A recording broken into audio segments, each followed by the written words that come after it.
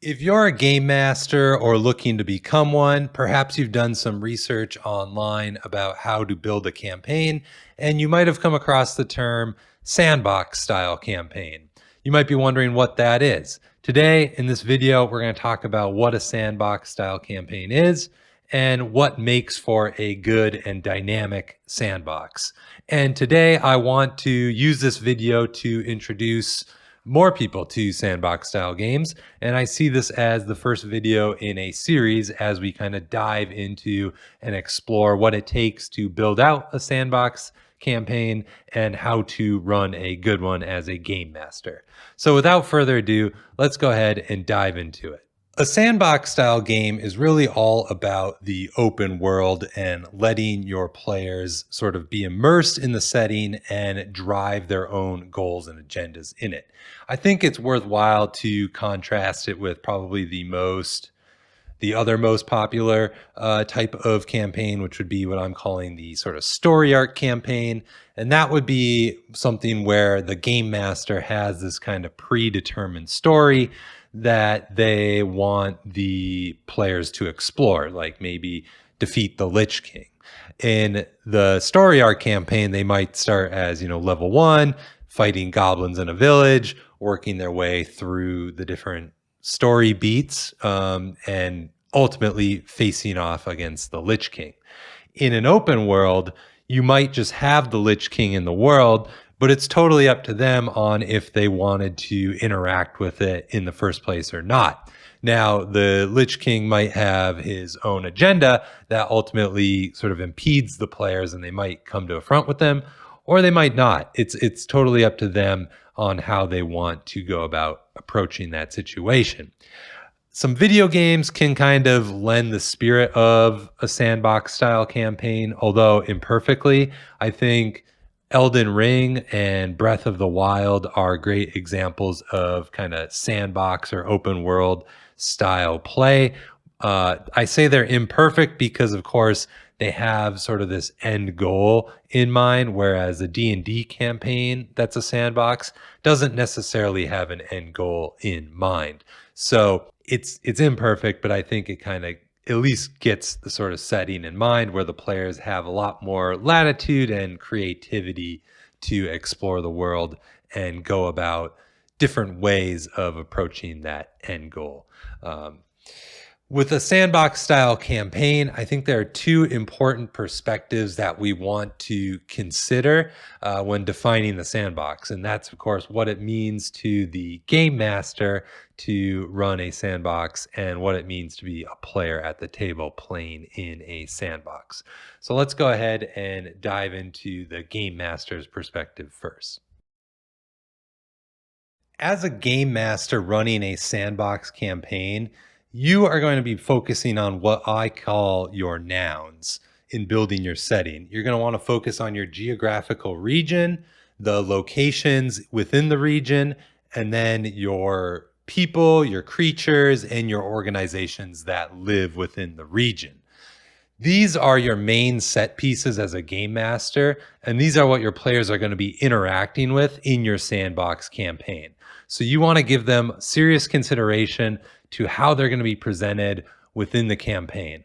Starting with geography, we really need to know how does that lend itself to what the players want to do.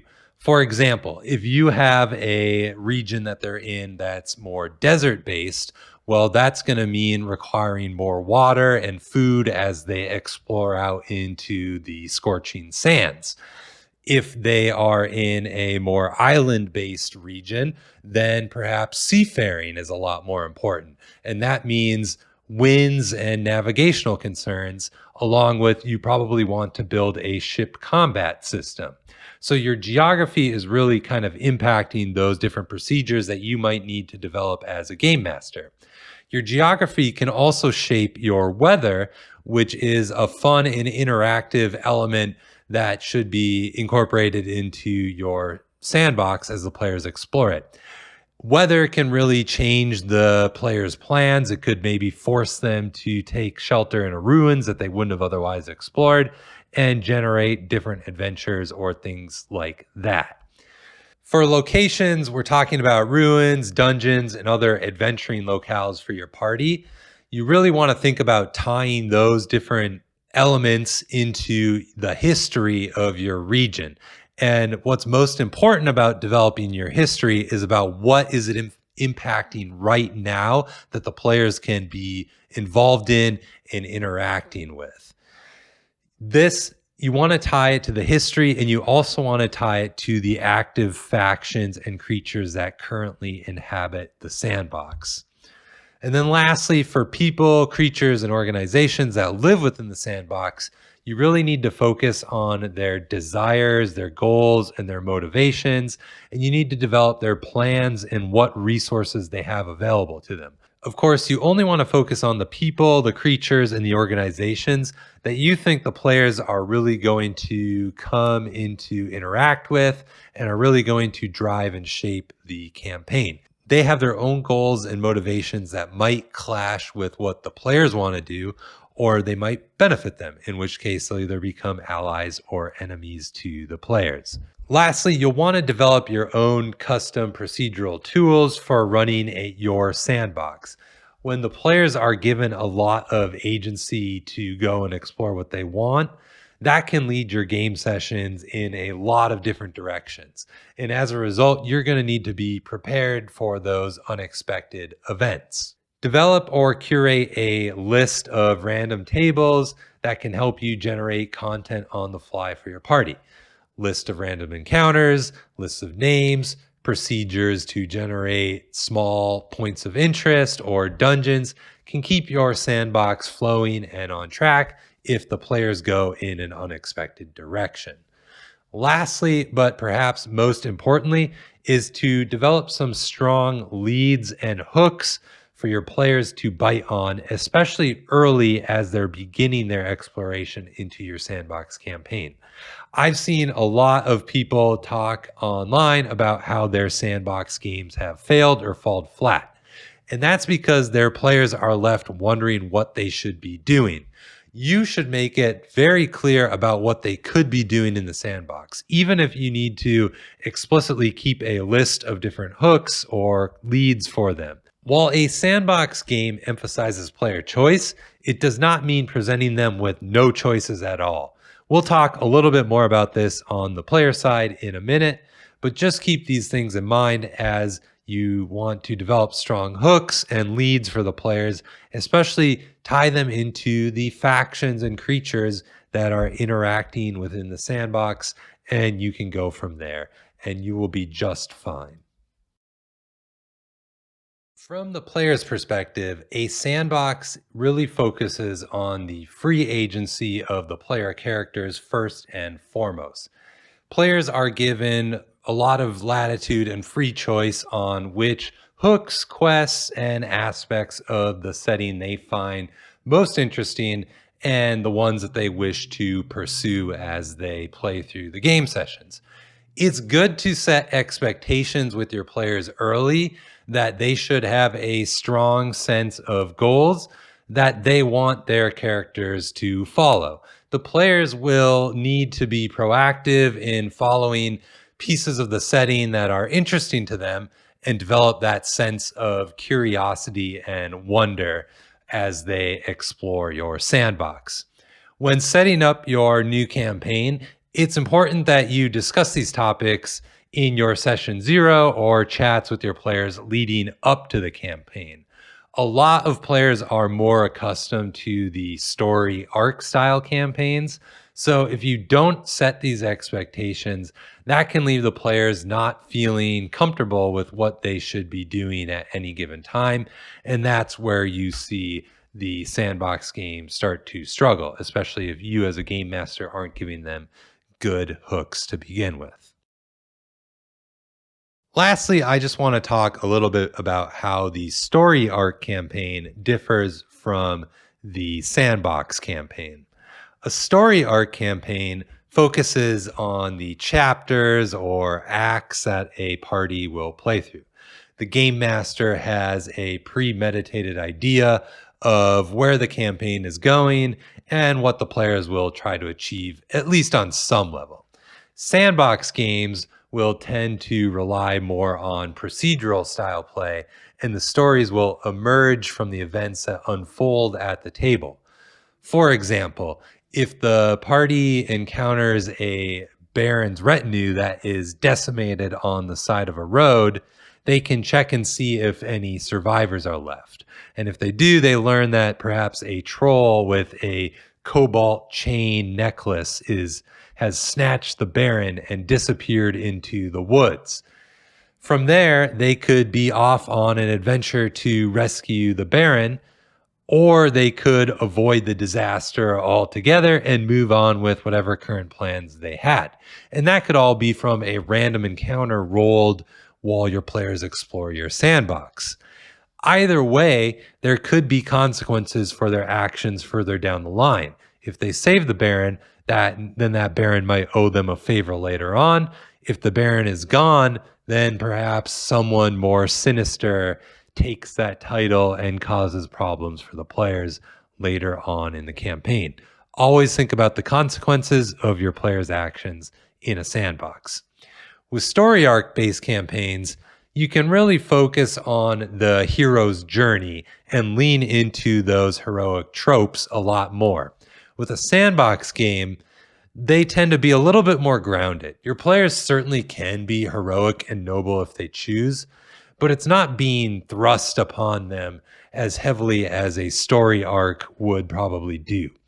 Of course, most campaigns do tend to fall on a spectrum somewhere between Sandbox and the dreaded Railroad, but you certainly can incorporate elements of story arcs into your Sandbox and Sandbox elements into your story arc focused campaign.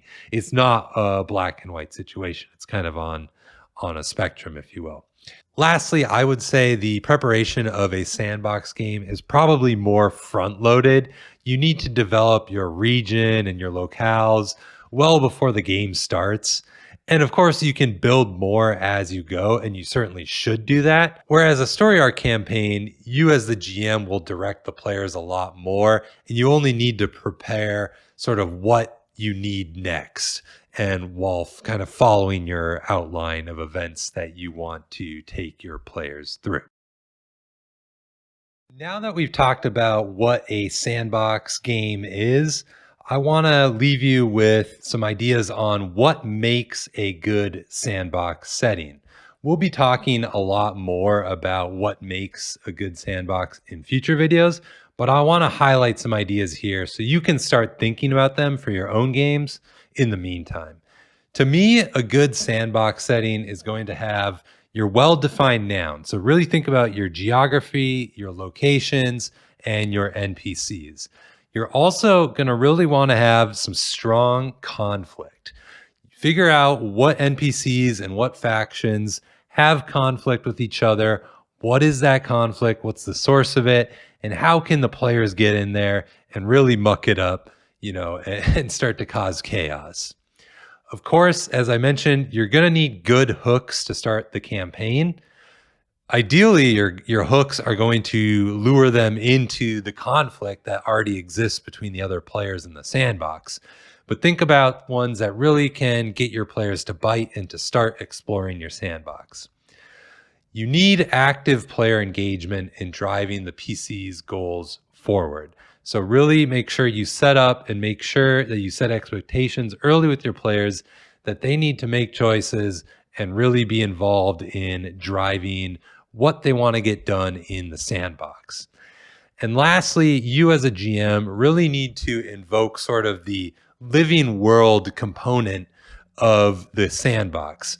NPCs and factions have agendas, and those should be moving forward, and they should impact the world around them regardless of if the players are interacting with them or not. If they haven't engaged with a faction yet, that's fine. Continue to move their agenda forward and think about ways on how the players will start to notice how the sandbox has changed because this one faction is doing something in the background that they so far haven't messed with. That really invokes that kind of living element and immerses your players into your sandbox in a good way. A good sandbox, lastly, should have few or no presumptions by the GM. You need to be prepared to let the players significantly alter the setting and its people through their own actions.